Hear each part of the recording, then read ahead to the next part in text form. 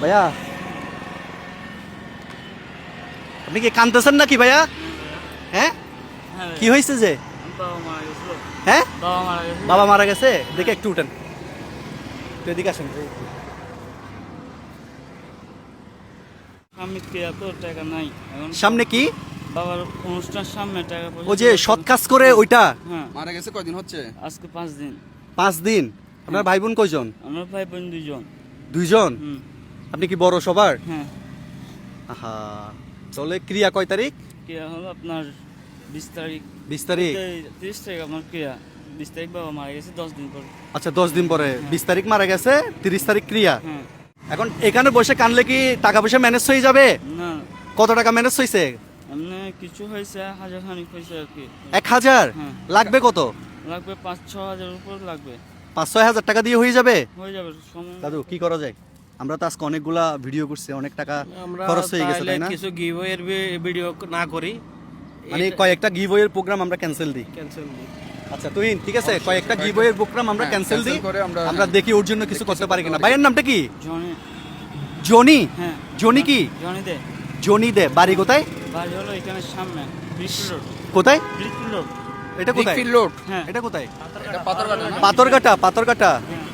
ক্রিয়াতে কি 5-6 হাজার টাকা লাগে না আর বেশি লাগে? আরো বেশি লাগে এমনি আমাদের। মানে ও ছোটখাটো করে, ছোটখাটো করে না, মানে দাওয়াত খাওয়াবেন না কাউকে? না না জাস্ট হচ্ছে ব্রাহ্মণ ডেকে অনুষ্ঠানটা করবেন। দাদু তাহলে আমরা কয়েকটা গিভওয়ে প্রোগ্রাম বন্ধ রাখি।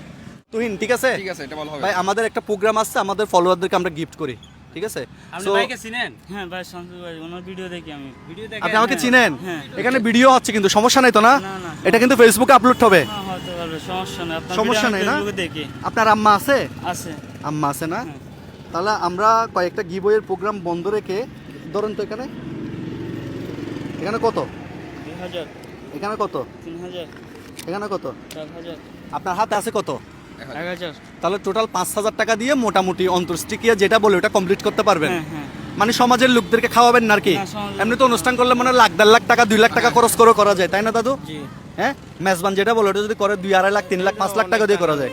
তো এখন তো বুঝতেছেন ছেলেটা কিন্তু অসহায়, বাবা মারা গেছে।